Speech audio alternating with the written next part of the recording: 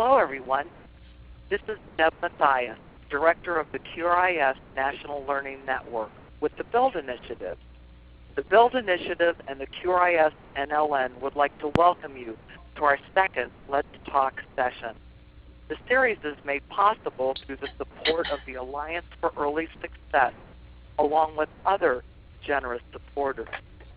We began this series, the Let's Talk series, for state quality administrators and others they invite to the call as related to the specific topic. We hope to share challenges, innovation, promising practices between us. PowerPoints and resources for the sessions will be posted on the QRIS National Learning Network website under the webinar sessions. A survey will come out after the session's over. It'll pop up right away, asking you for suggestions, resources, and or questions you'd like us to tackle. In order for this session to be effective, it's going to require participation from all of you. We want to make this as interactive as possible, and we need your help. Please share any questions or comments you have throughout the session. If you have an experience in your state that's relevant to the discussion, just speak up and share. We encourage you to be full participants in the session. If you hear something that doesn't make sense, ask. 2 ways to interact. Use the feature on your screen to raise your hand and let us know you want to speak.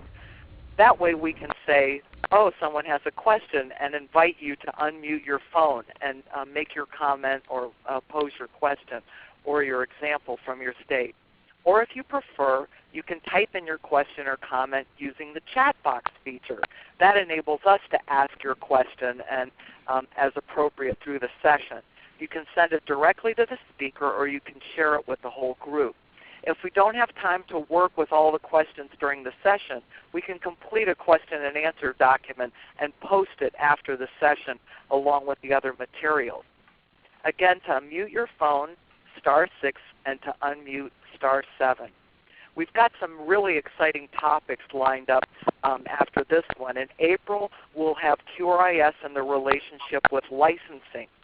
The QRIS quality person might want to include someone from licensing in their state on that call. In May, we're going to talk about QRIS and inclusion. Again, the state quality person might want to include someone in the state responsible for Part C or Part B. We're really excited about the topic of communities of practice. This was we began the Let's Talk sessions with a 2-series presentation and discussion. And last time we talked about the basics of communities of practice. And today we're going to explore using technology to support communities of practice. And one of the greatest things about doing these types of sessions is that I get to meet very interesting people from all over the country who have great ideas to share with all of you. And I'd like to, without further ado, turn it over to Sarah Smith, who's going to be our main facilitator for the call today. Hi, Sarah. Hello. My name is Sarah Smith, and I'm thrilled to be part of this series. And thank you so much, Deb, for inviting myself and others to talk through the technology piece around communities of practice and to give the opportunity to us here at Smart Start in North Carolina to share some of the work that we're doing on this. And as Deb mentioned, the sort of topic for us is a follow-up to our prior session that we did in February about communities of practice. And we're looking at using some technology to support communities of practice. And there's lots of different ways that technology can be used. And we've explored a variety of them, and one in particular here in North Carolina. And I'm happy to have an opportunity to share some of our work with you all today, and especially to hear from you about some things that you might be thinking about or how this might support what you might be doing.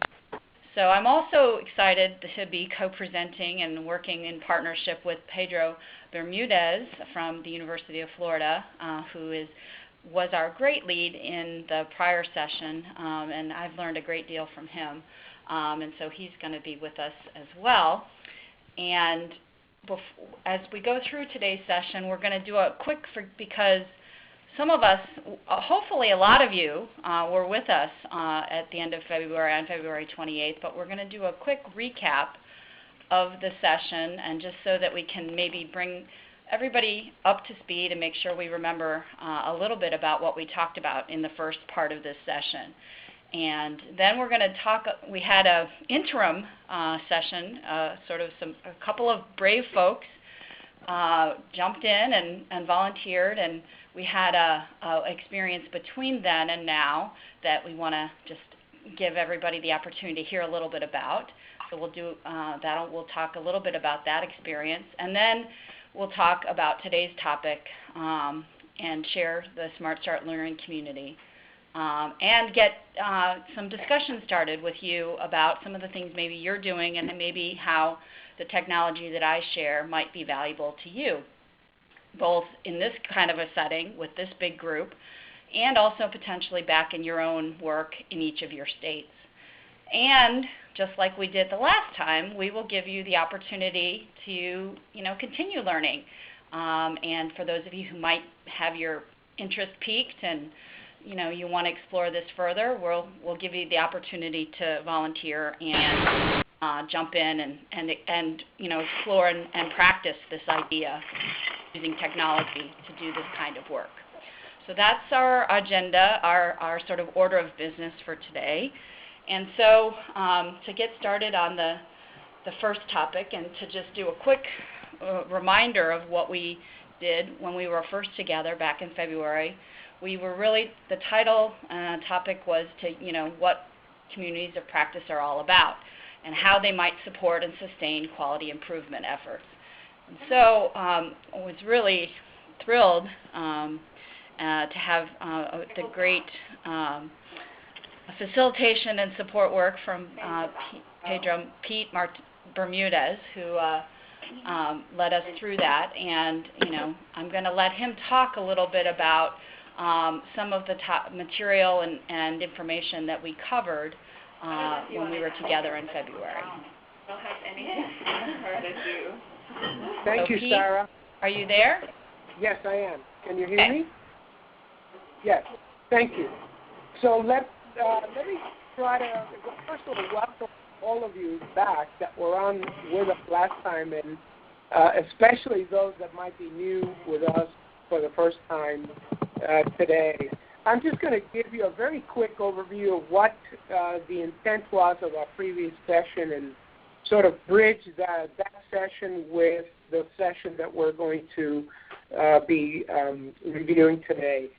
What we did last time was really to provide a session that would serve as a brief introduction and overview of the concept of communities of practice. We started off by focusing on a definition from a researcher that has been doing a lot of work on communities of practice. His name is Tien Wenger, and he defined communities of practice as groups of people who share a concern or a passion for something that they do and learn how to do it better as they interact regularly. Within that definition, there were three elements that really define a community of practice rather well, and that is a domain, which speaks to that area that people have a passion and an interest to explore with each other. Obviously, the practice, that is what they do in that area to make a difference, in this case for children in the early learning world. And the third element is the element of community, a place where they can feel safe talking about really difficult things, the challenges that they face, and how to support each other around those challenges in ways that taps into the expertise and the experiences that people bring together. We then talked a little bit about the need for a community of practice to work well, the need for individuals to, we used a kind of a metaphor for this, but the need for you to enable other people to look in your hood. In other words, talking about an automobile and there's something in the engine that's not working right, for folks to be able to open their hood and let others look at that engine and see if they could figure out a way to make it run better. So that was a sort of an operative metaphor that we used to get to the point where people really have to be willing to share what's real and authentic for them. We talked a little bit about where the concept had come from, how it had evolved. We started with the work of Wenger, and we went back a little bit further to the early work that Peter Senge did in organizational learning and systems thinking, and we traced that through some organizations that had developed in response to the need to rethink professional development. And we then talked a little bit about the work of Rick DeFore in schools and education as a champion for what was then called professional learning community, which we use synonymously with the idea of communities of practice. We then got into the comparison of how does a community of practice work in a face-to-face setting, and what are some of the similarities and differences that we need to sort of pay attention to as we move that work from a face-to-face to an online setting. And then we basically, as Sarah mentioned earlier, we asked for volunteers that might be willing to try out one of the protocols that communities of practice use to support each other, especially suitable for leadership issues.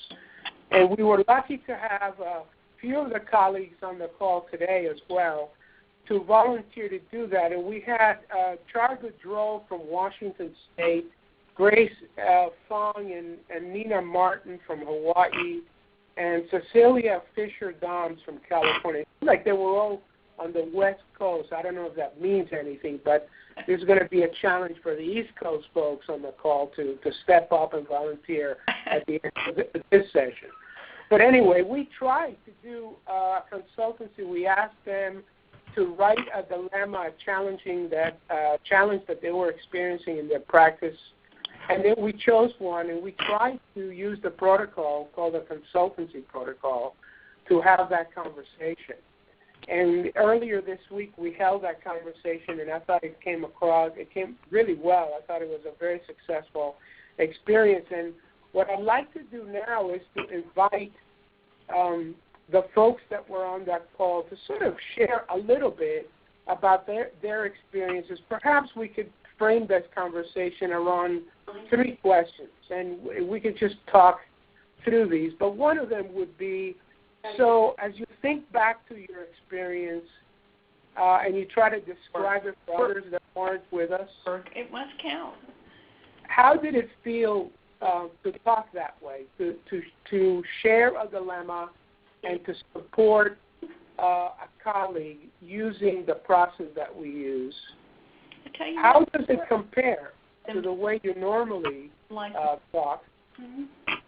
And finally, how might that kind of work, that kind of conversation, support your own work around QRIS? So I'll open it up to those folks that were in that consultancy and just have them share a little bit about what their experience was like. Okay, this is not why I tuned in. Just in case you're wondering.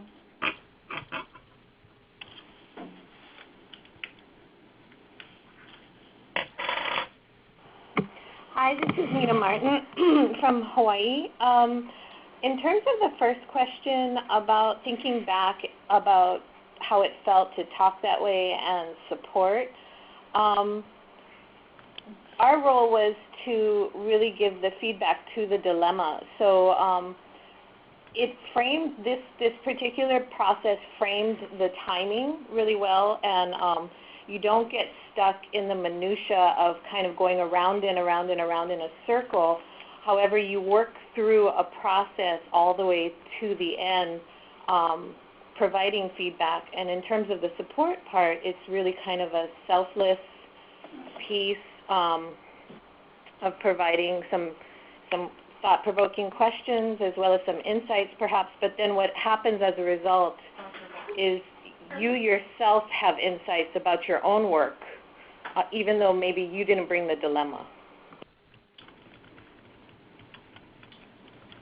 Thanks, Nina, for participating. And Nina was along with Grace in Hawaii, so we didn't put her name on the slide, but she was equally as involved, so we appreciate that, Nina.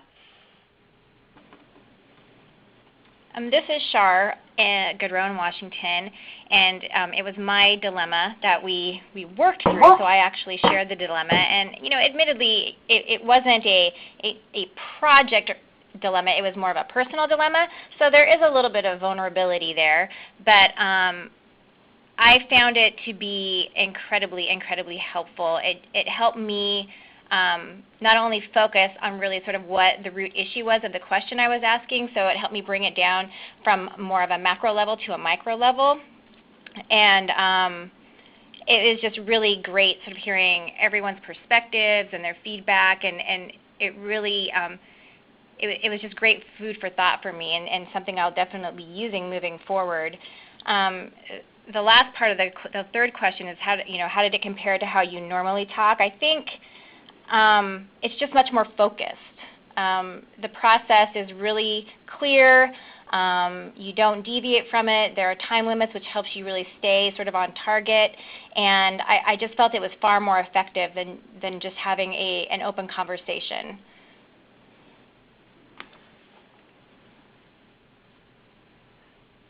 This is Deb Matthias. I was on the call too, and for me, even writing up a dilemma and really thinking through what are the issues and what is your dilemma or issue about helps you get a good handle and clarify in order to bring a conversation forward, in order to bring a issue or a dilemma forward.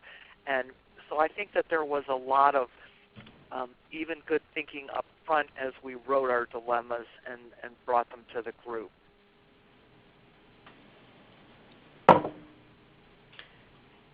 This is Sarah again, and I would just say that the process itself of, I think both Nina and Char mentioned this, of having a set protocol that we all agreed to allowed for us to really,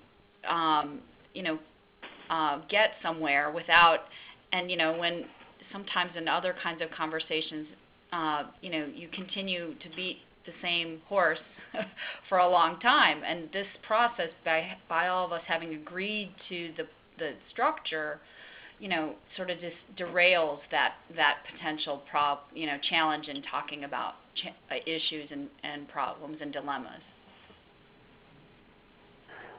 This is Pete again. I wonder if some of you have thought a little bit about how would doing a process like that, how do you think it supports the QRIS work? How does it relate to that?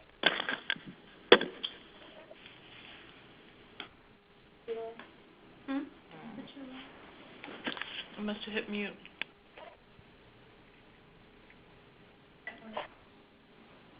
Hi, this is Deb. I really felt like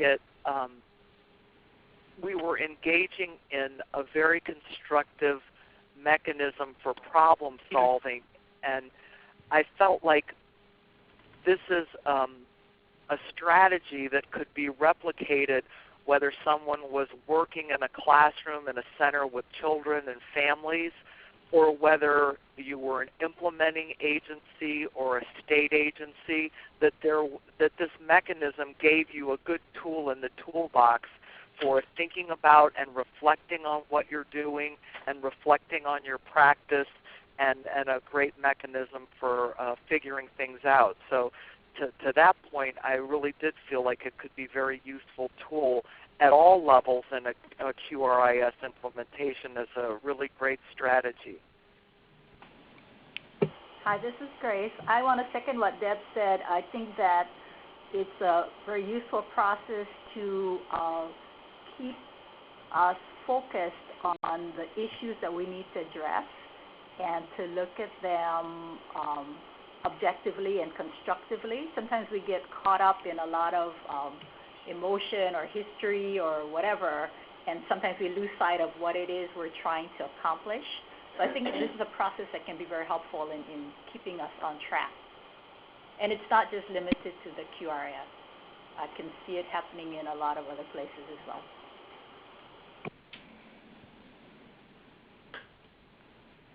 And this is Char, and I second that. In our state, many of our implementation regions are using this locally with their participants, but we haven't replicated that at sort of the statewide, the state administration level. And so I think that we need to follow their lead. I think one thing that jumped to mind immediately is sort of some smaller work groups that we have with partner agencies where we are digging through some pretty complex issues around implementation.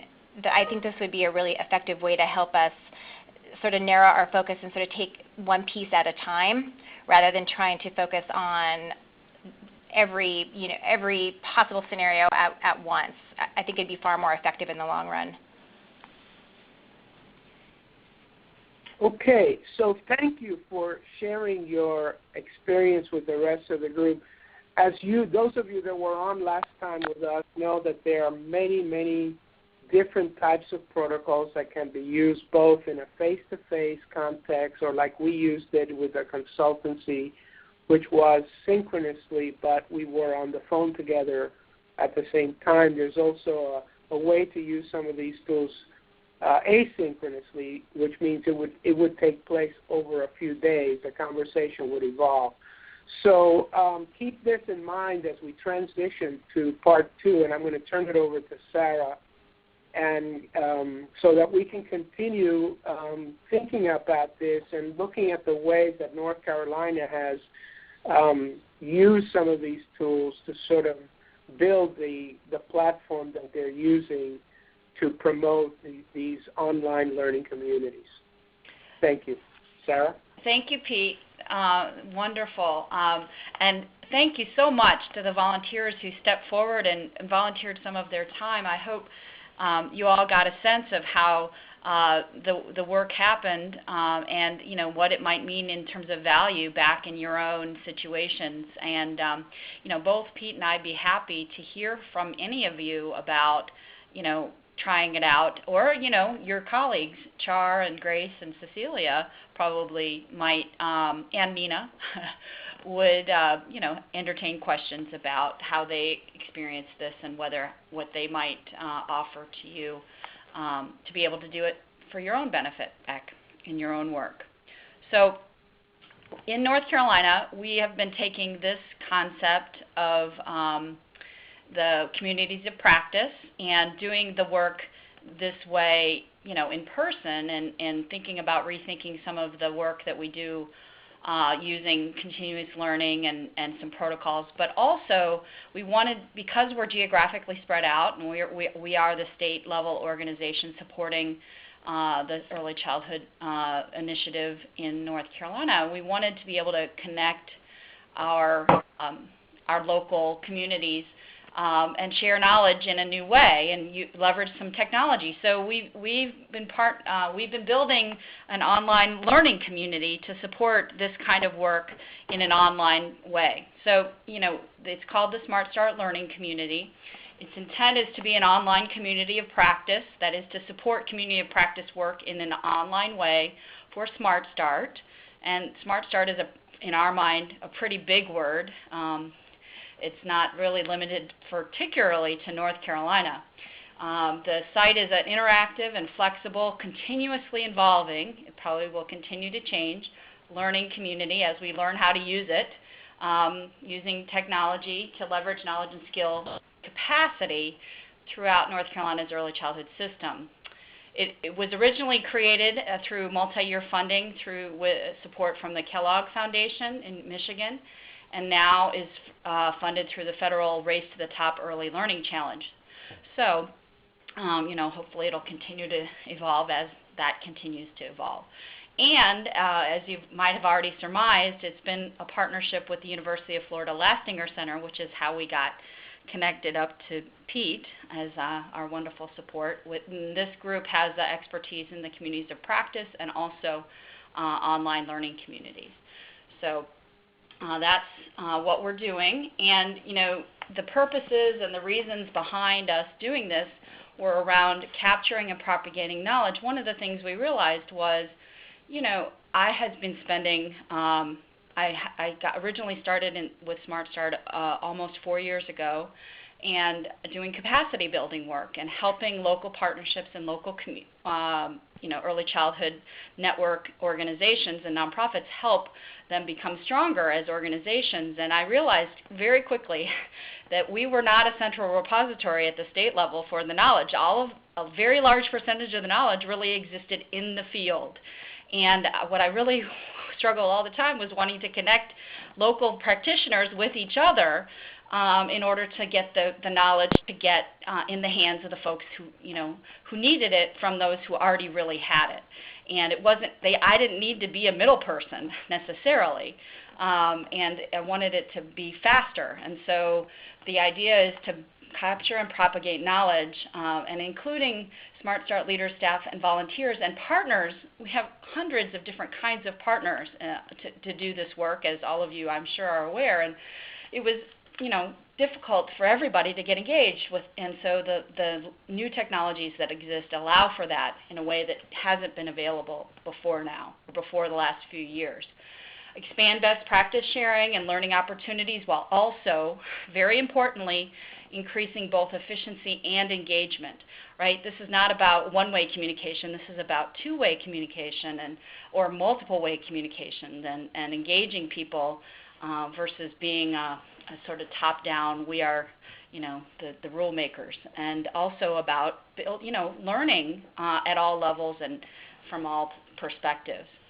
And lastly, importantly, it's really important to understand, and partly why we did the first webinar about what is a community of practice, is this is not a technology thing just for technology's sake. We're leveraging technologies to do system and organizational excellence, improved program outcomes, and continuous improvement and measurement. Those things that we would do anyway. All of us are trying to do system and organizational excellence, improve program outcomes, and continuous improvement and measurement. If this strategy isn't going to help us do that work, then it's not worth doing the technology just because it's a new bell and whistle. It's a technology for technology's sake. So that's why North Carolina has moved in this direction to leverage technology in this way. So now this is what the Smart Start learning community looks like when you get to the site.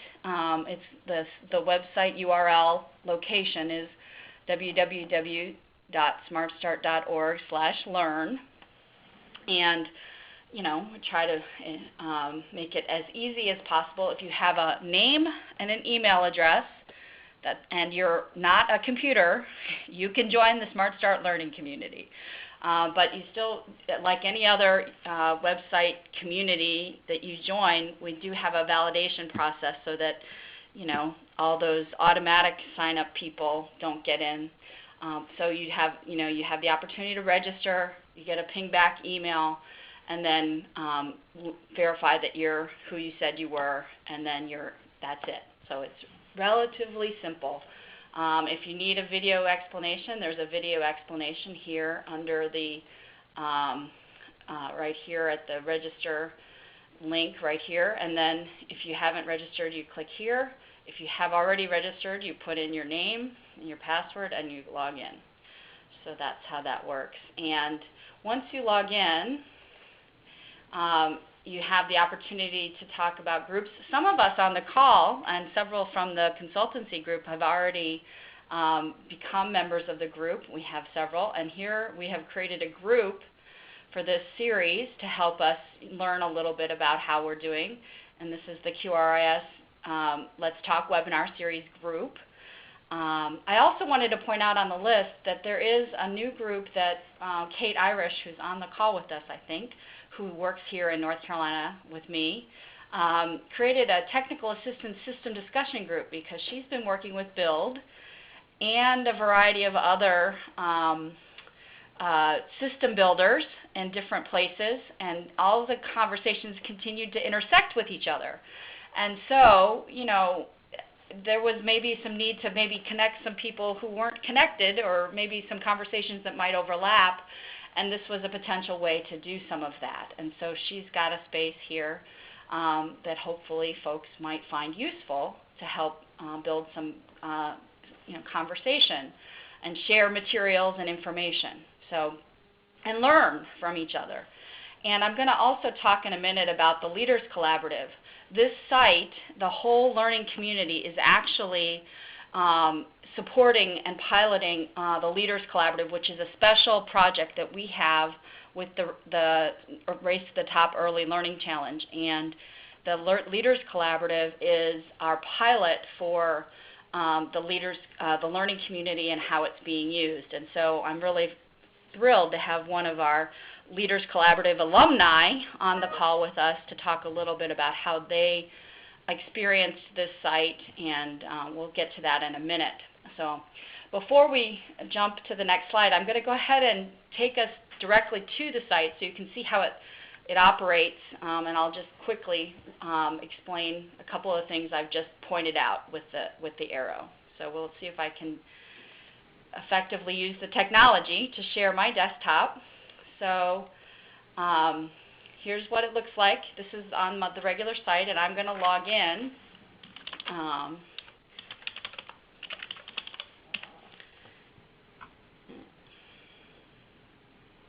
Okay, so that when you log in, you end up here on the shout-out page, and this is like an announcements. And anyone on the site can make an announcement to anybody that they would like, and this goes to everybody who gets logged in. So it's a way to communicate to right now we have about 850 users in the learning community from, I believe, all 50 states, and at least 5 non-United States residents in the site right now. So obviously they're hugely concentrated in North Carolina, but we are fortunate to have a national conference, the Smart Start Conference, and many people from across the country signed up at the conference last year when we launched the site. So lots of peers in this place. So this is where you land when you come in. And then here, if you click the Connect area, this is where the group list is. And here's where the QRIS group that I mentioned is.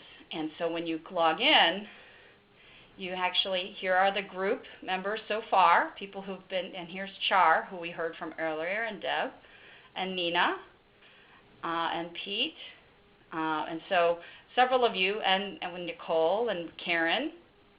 And so you have the opportunity to interact in this space or others. We also put all of the material here from the prior webinar, and also some of the materials. Here's the consultancy protocol and the guidelines and materials that we use to support our conversation with Char and Grace and Cecilia and Nina, and so forth. And we had a poll about what is your experience with social and online learning community. We've had a few people take the poll. And the videos from the previous webinar are also posted here. So you have a workspace. You'll have the opportunity to make group discussion happen, add files, and so forth. So that is what the workspace looks like.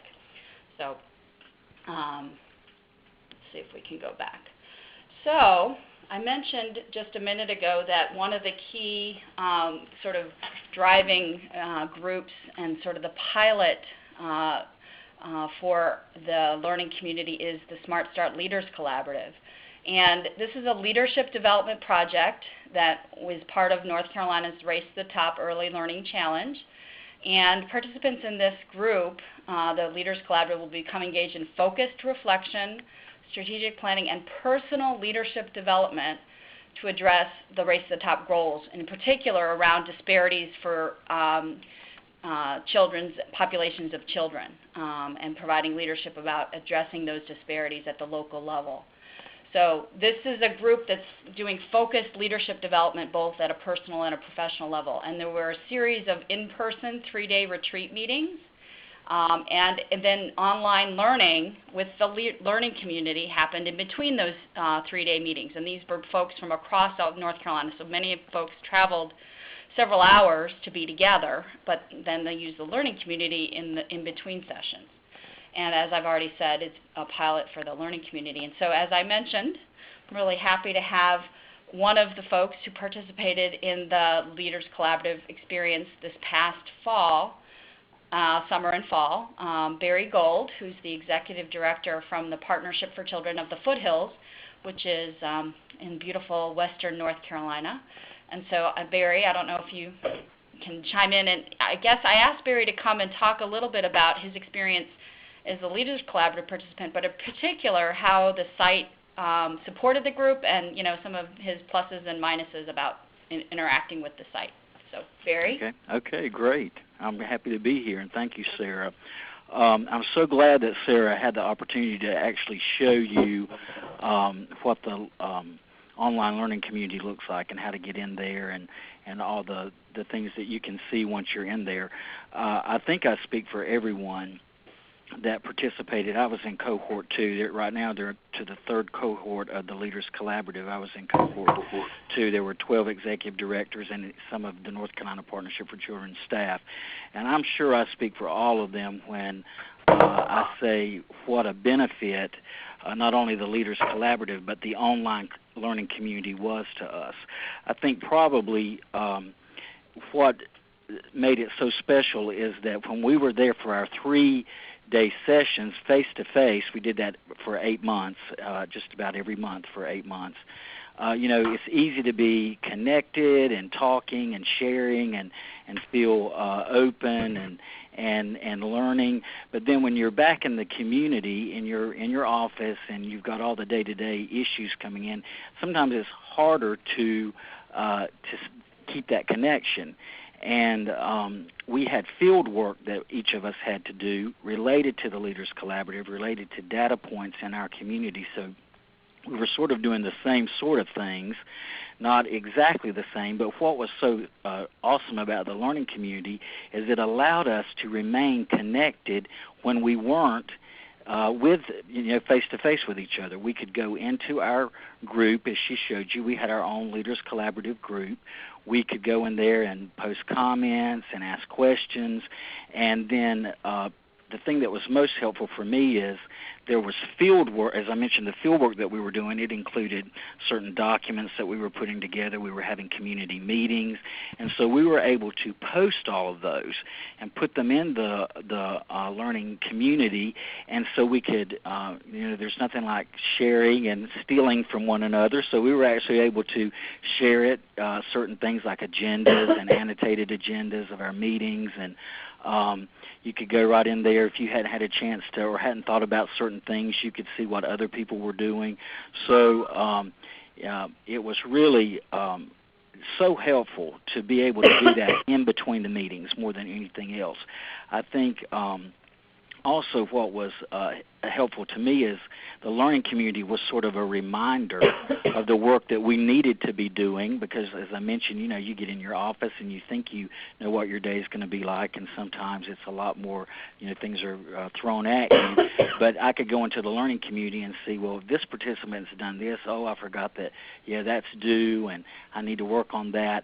So it so enhanced the work of what we were doing in the Leaders Collaborative when we were in Raleigh. That's where we met for 8 months monthly. And when we were back in our own community, it really, really helped us. And I think Sarah mentioned that maybe I could share about any negatives. I don't really have any negatives to share about the learning community. I just found it to be very, very helpful, connecting me with my fellow participants. And, Pete mentioned early on about communities of practice that, it's a place where you can feel safe, and that you need to enable other people to look under your hood. And even we were able to do that even on the online learning community, because that's where we were sharing the work that we were doing back in the local community. So, Sarah, that's pretty much, I think, unless you have questions. No, so that's great. Thank you, Barry, for taking a minute to give a practitioner's perspective on using the site. And I want to while I'm talking here, give everybody the opportunity to ask Barry or myself, or invite you to think if you have any questions about this particular set of experiences that Barry has just shared. And I wanted to, while you're thinking about those questions, say that one of the things I think Barry did a great job of helping highlight is, really importantly, this is a tool and a supplement for already, all of the things that we talked about in the last session, which are skills around being able to work together in a learning way, help each other with dilemmas and challenges and issues and projects that we're all working on. But it's not the only way. It's a support mechanism to allow for continued and engaged learning together as colleagues. It's not the only thing. It is part of a bigger set of tools that you use together. It supported already some in-person and other work that was already happening. So I'm going to pause a minute and invite any questions that there might be of Barry or myself or Pete or Deb or about the experience that Barry's just described in using the learning community.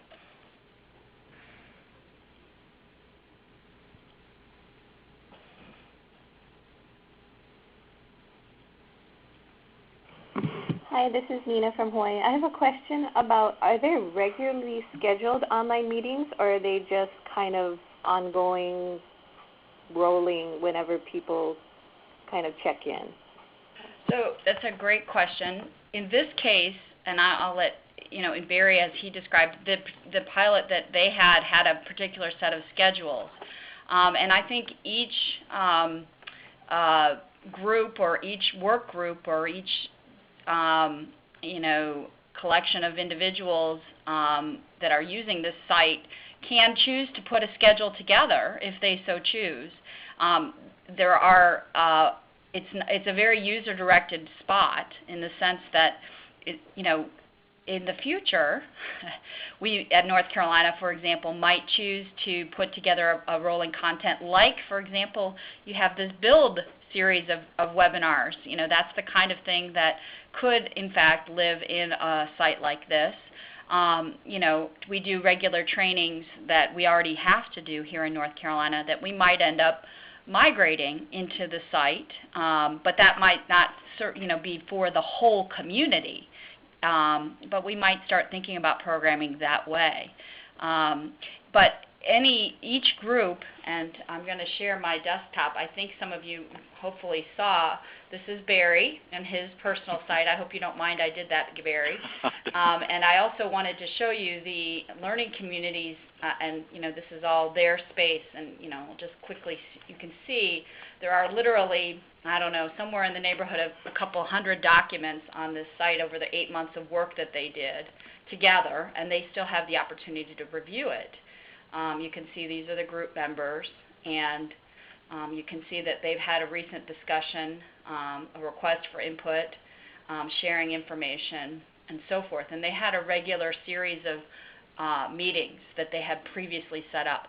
So, to Nina, to your point, if you, for example, have a regularly set up monthly meeting that you use for regional, updates or quarterly meetings, potentially you might have a place in this learning community, which it is available literally worldwide if you wanted to use it, to put things and also invite conversation leading up to those meetings and or following those meetings, or if you wanted to record something and post it there for people who couldn't be part of the meeting, you have the opportunity to do that, to schedule it and use it however you so choose. And if I can just add that one of the things that was neat about that is if I did have time during my day, I could just go in there, even though there were, like Sarah, you mentioned we had specific times, and there were times that even on the learning community they told us at specific times we were going to do something or something was due.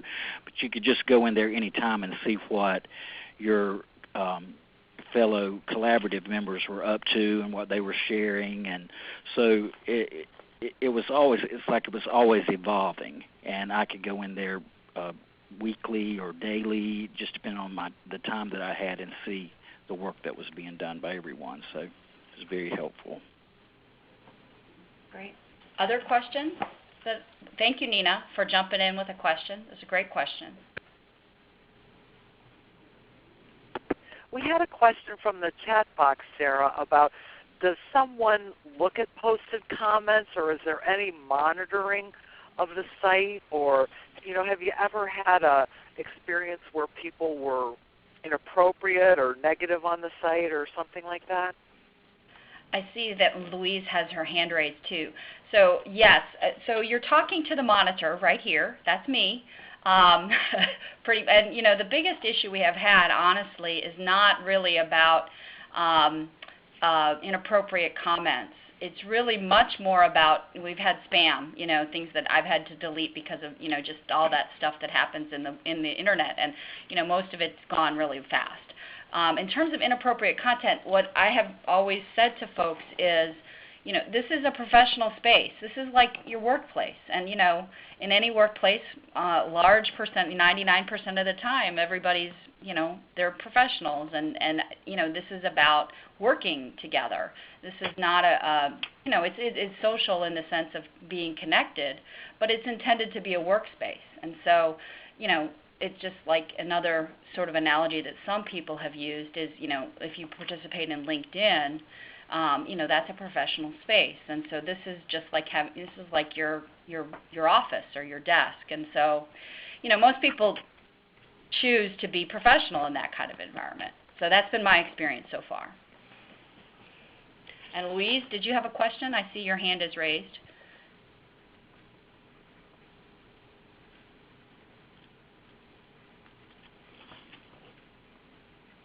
Okay, can you hear me now?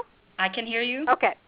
So I had a process question, really, and it has to do with getting people to actually use this, or thinking maybe about who's most likely to use it. And I'm going to actually frame it with a comment first. So I'm actually the kind of person who would really use something like this.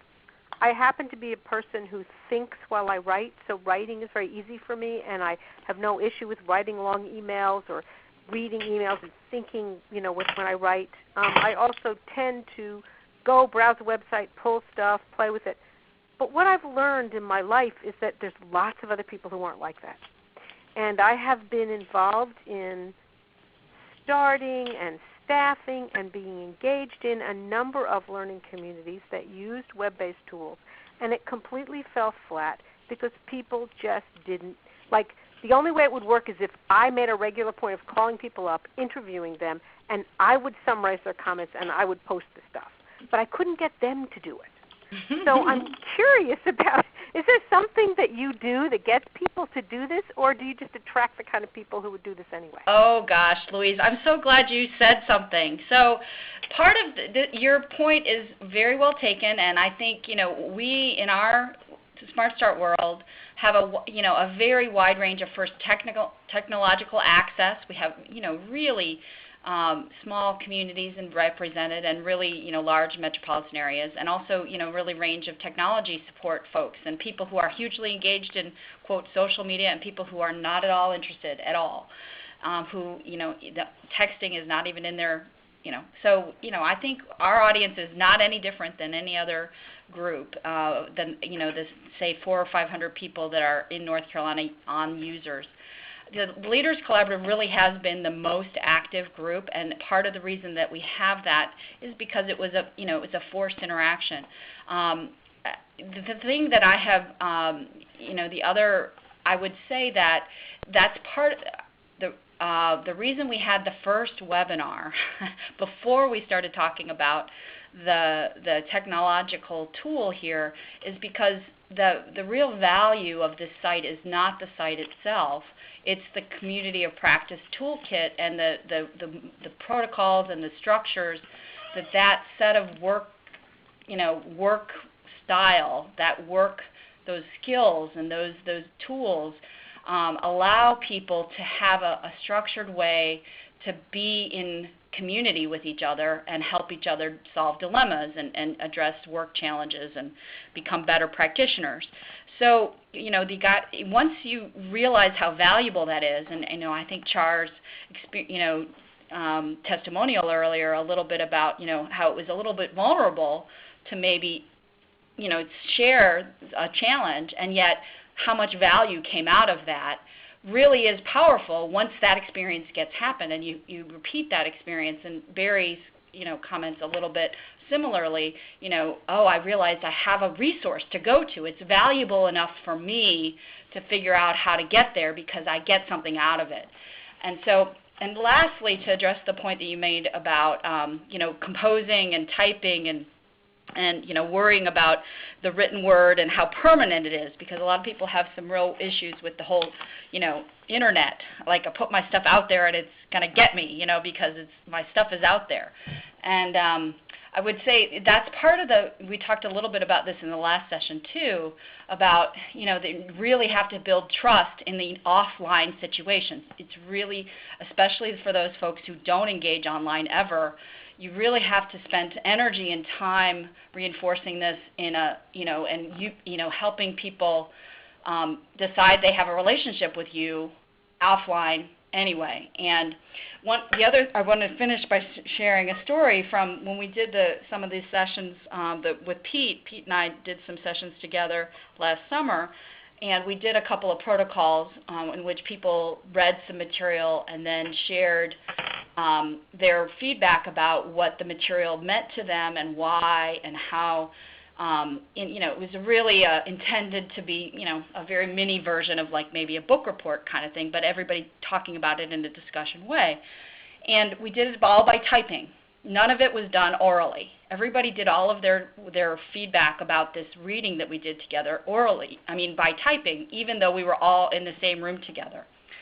And one of the things that happened after we had already done some other work together without typing, and what Pete said to me afterwards, and I'm going to paraphrase, and he might jump in here, was that the words that came out, not all of it was typed very, formatted perfectly, and there were a bunch of typos, was actually much more profound, or at least as profound as any other time he'd run that protocol when it wasn't typed. And I was really, I didn't know, I hadn't had that, but I was really struck by those comments, because the typing went deep really fast. But it wasn't the typing or even the tool that was really the important thing. It was the protocol and the tools of the community of practice that was important. And also people had gotten past their trust of being, willing to make a typo or type however they wanted. So those are my comments, and I'm so glad you commented, and that's really good feedback. Could you clarify for a minute? So yeah. I don't understand when you said you talking and you type. Did you talk and somebody typed as you talked? Nope. How did that work? Yeah, so this was a training that we did to help people know what a community of practice was, and also about the learning community itself, right? So it was similar to this two-part webinar that we did. We did a two-part training, only it was all in, it was the 3-day session, and everybody was all together. So we did some training where we did, we worked and learned how to do this work, while we were talking to each other.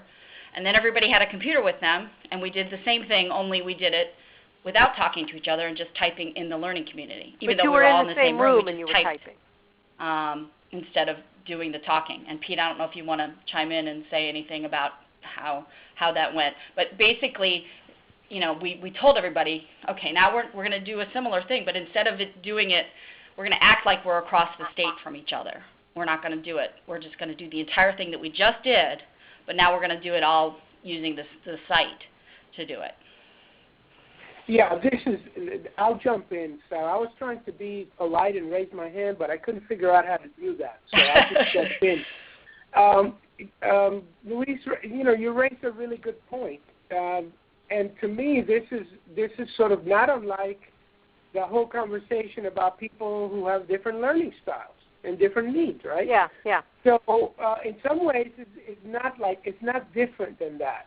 But what is different, I think, is when this really kicks in and sings, if you will, when it really works well, is when all those three components that I mentioned earlier that are part of the definition, the passion that you have for something, right? The interest that you have in improving your practice around that passion, and the sense of safety that you have built with a group of colleagues that you now have,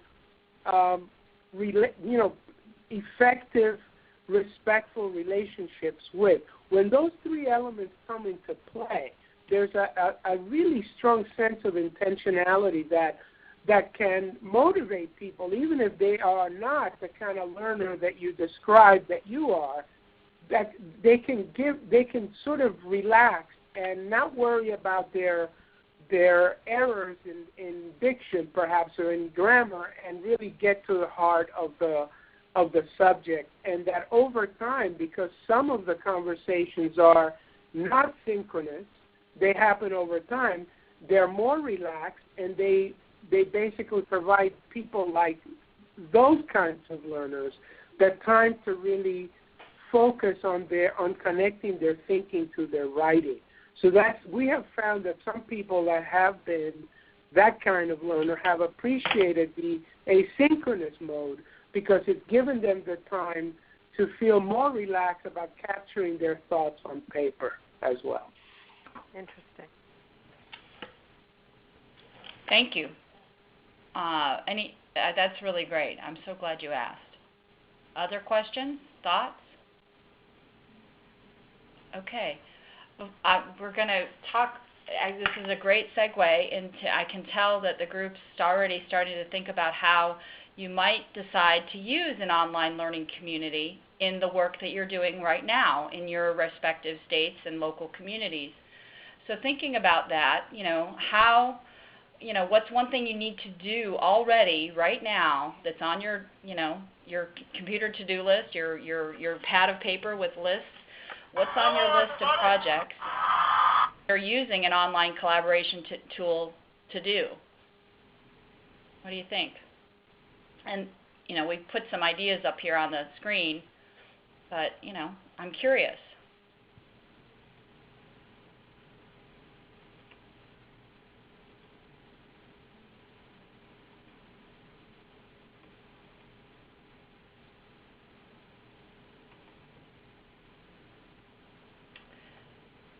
One of the local partnerships in our network here in North Carolina and Smart Start, number 2 is on here, starting a TA network for providers.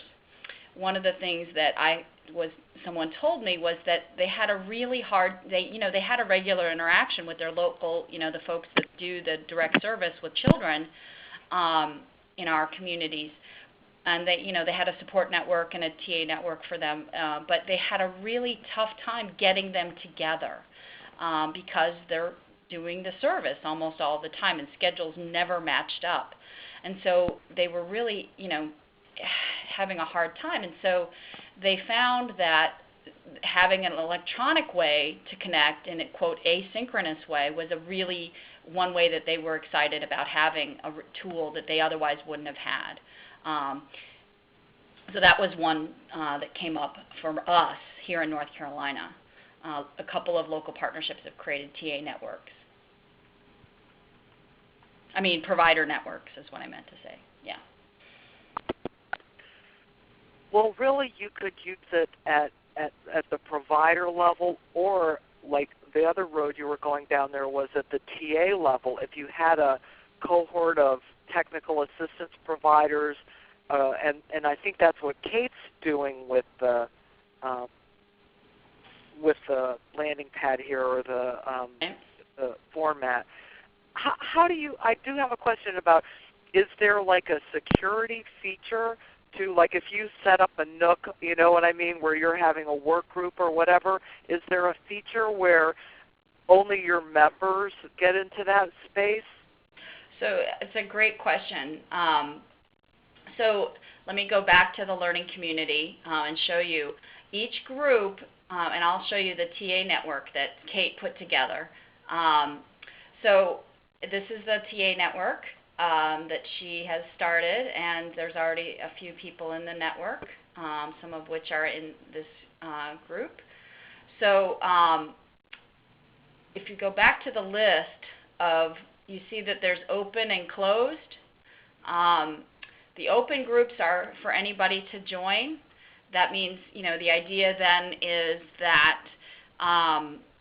you really are doing outreach, you want to make connections, and or there's not a clear, defined set of people that would, quote, fall into this category of passion or concern, to use the domain point that Pete was making.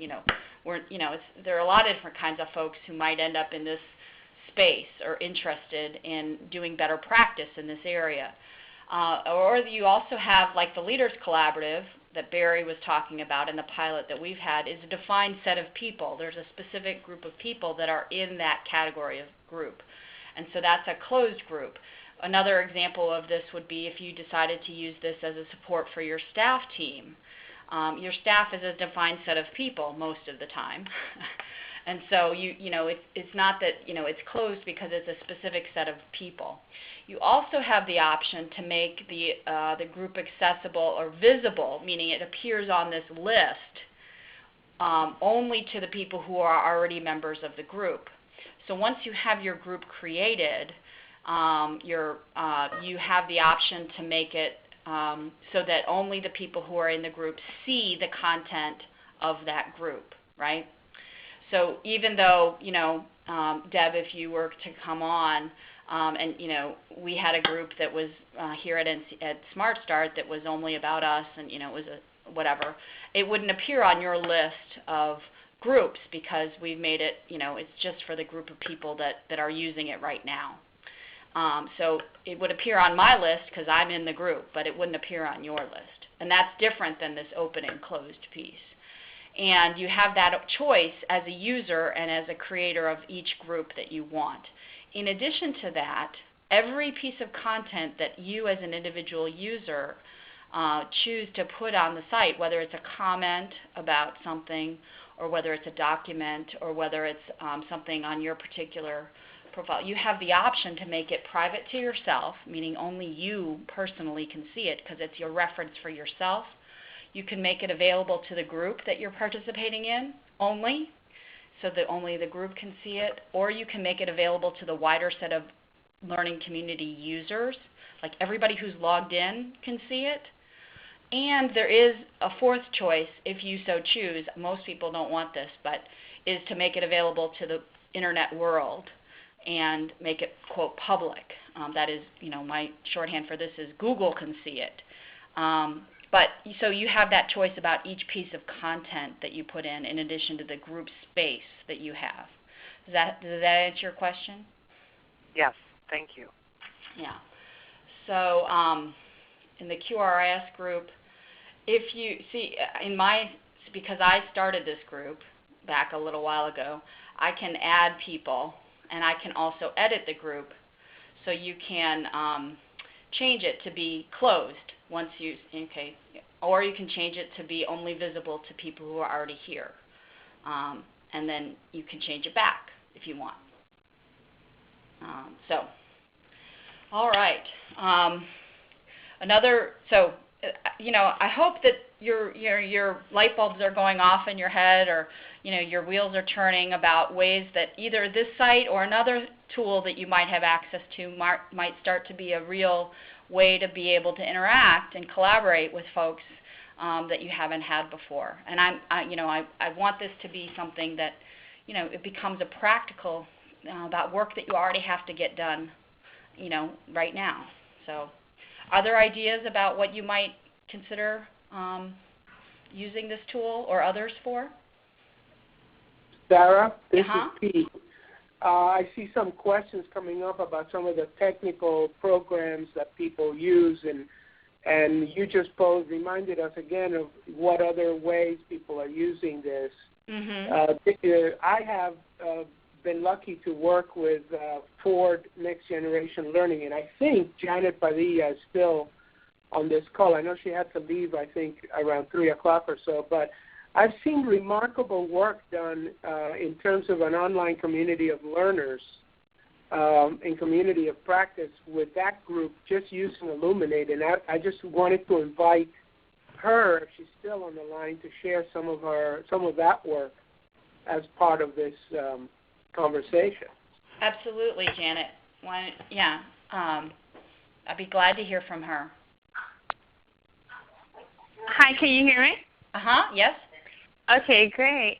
Hi, everyone. Well, thank you for inviting me. Yes, we've been working with Pete, and it's been, as Pete mentioned, we've been using a tool called Illuminate, and it's been extremely helpful to the work that we're doing. I think I was just sharing in the chat box that one of the things I think has been really useful is sort of the community of practice in a face-to-face environment at first, and now it's sort of like the online has become very natural and fluid for people, and people are comfortable with it. But someone sharing the concern that at first it's sort of hard to engage, and it can't be really. It is. I think we have to expect it to be messy in the beginning, and that it's going to take time.